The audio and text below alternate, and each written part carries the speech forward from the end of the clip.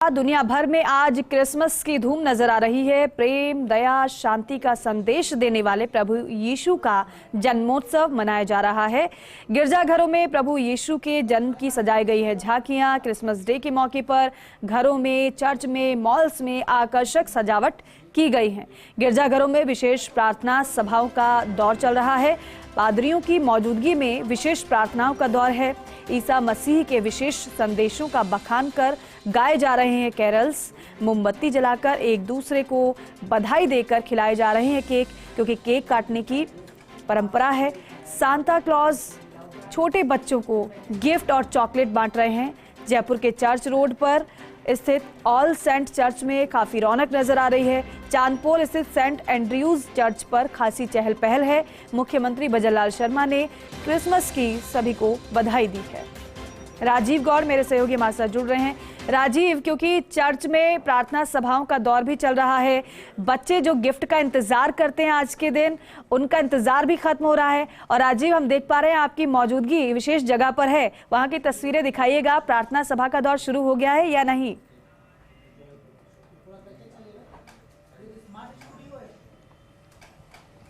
देखिए दीपिका, इस वक्त हम जहां बैठे हैं चर्च के भीतर हैं। कुछ देर बाद में प्रार्थना सभा का दौर शुरू होगा और सब यही प्रार्थना करेंगे कि विश्व में शांति हो, सभी प्रेम से रहें, सद्भाव से रहें।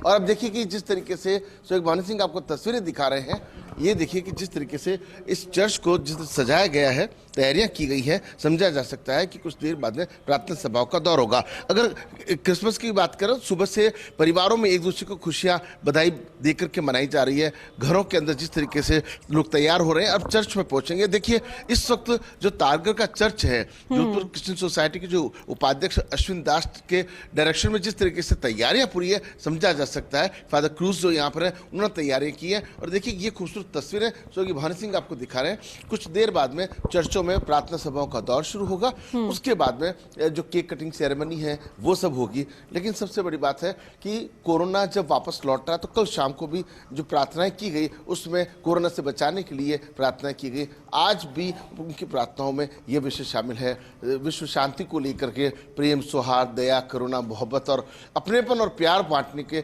लिहाज से इस त्योहार को जब मनाया जाता है तो समझा जाता है कि दूसरे समाज के जो लोग हैं वो भी यहाँ पर बधाइयाँ देते नजर आते हैं, शुभकामनाएं देते नजर आते हैं। और जिस तरीके से जोधपुर में जितने भी चर्च हैं उन सभी में इसी तरह की तैयारियां हैं, वो पूरी की गई। और बिल्कुल बिल्कुल सही कहा राजीव आपने, क्योंकि वैसे तो ईसाई धर्म का ये खास त्योहार होता है, लेकिन जैसे समय बदला वैसे वैसे हर धर्म के लोग इसे मनाने लग गए हैं, सेलिब्रेट करते हैं बाकायदा। तो यहाँ तो आप तस्वीरें दिखा रहे हैं, लेकिन बाहर आपने क्या देखा? वो छोटे छोटे सेंटा आपको नजर आए क्या? क्योंकि वो छोटे छोटे जो सेंटा होते हैं वही आकर्षण का केंद्र रहते हैं, जो कि लोगों से मिलते भी हैं, विश भी करते हैं, मैरी क्रिसमस बोलते हैं और काफी खुशी चारों तरफ नजर आती है।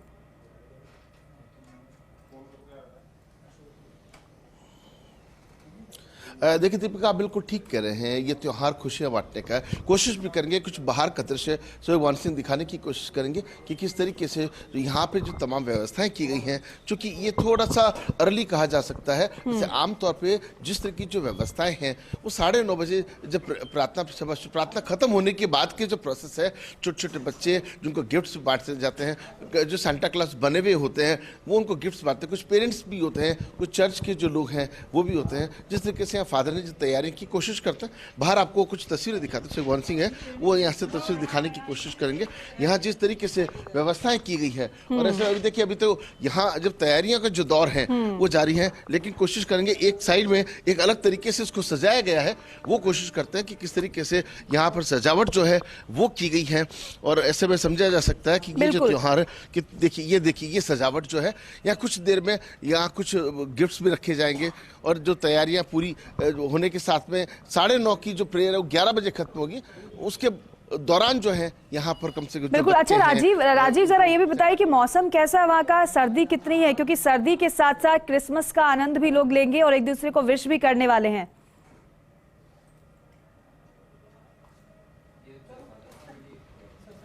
देखिए, निश्चित रूप से सुबह सुबह थोड़ी सी सर्दी थी, लेकिन अब सूरज देवता ने दर्शन दे दिए। ये तो सूर्य नगरी है, यहाँ भले कितनी भी सर्दी क्यों नहीं हो, सूरज देवता प्रोटेक्ट कर ही देते हैं। और देखिए कि सूरज से सीधी मुलाकात आपकी करवा रहे हैं। निश्चित रूप से जब जैसलमेर बाड़मेर का जो इलाका है वहाँ ठंड बहुत ज्यादा पड़ती है, और लेकिन यहाँ जोधपुर की बात करें तो जैसे ही सूरज देवता आते हैं तो ठंड को पीछे धकेल देते हैं, बादलों को पीछे धकेल देते हैं। यहाँ मौसम बिल्कुल साफ है, सर्दी का मौसम है, लिया जाए वो एक सर्दी जरूर है, लेकिन बहुत ज्यादा कड़ाके की ठंड की बात करें तो वो यहाँ पर नहीं है। लेकिन हाँ, रात के वक्त ठंडी हवाओं के दौर के कारण, और जो जब आज गुलाबी ठंडक इसलिए भी कि आज त्योहार का मौका है, तो लोग जो है मौसम का भी आनंद रात को अलाव के साथ जो है वो उठाएंगे। जी बिल्कुल। और राजीव, और बेहतरीन तस्वीरें आप दिखा रहे हैं। जो दर्शक हमारे घर पर बैठे हैं वो कम से कम अभी बाहर अगर नहीं भी निकले होंगे तो इन तस्वीरों को देखकर समझ पा रहे होंगे कि क्रिसमस का उल्लास शुरू हो चुका है, सेलिब्रेशन शुरू हो चुका है। हालांकि क्रिसमस ईद से ही वो शुरू हो जाता है,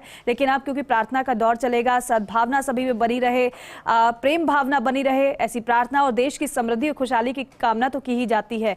राजीव, इसके अलावा क्या हर बार यही समय रहता है प्रार्थना का, या फिर सर्दी की वजह से थोड़ा डिले किया गया है? कितने बजे तक लोगों के पहुंचने का सिलसिला शुरू हो जाएगा और कैसे यहां पर सेलिब्रेशन शुरू होगा? क्या केक कटिंग भी यहीं पर बाहर कहीं रखी गई है?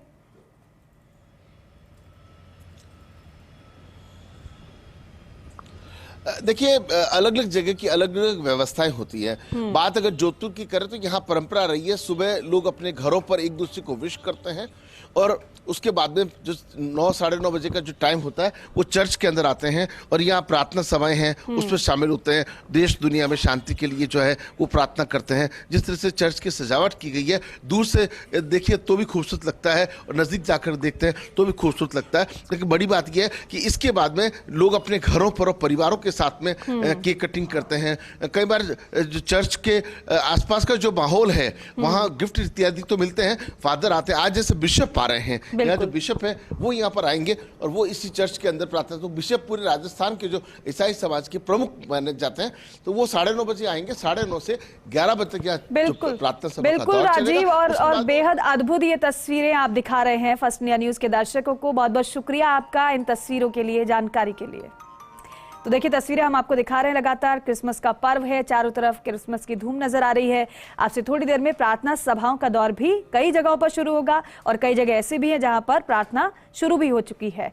हर्ष और उल्लास के साथ साथ मनाया जा रहा है क्रिसमस का ये पर्व। जयपुर के होटल शकुन की बात करें तो यहाँ पर भी क्रिसमस सेलिब्रेशन हुआ।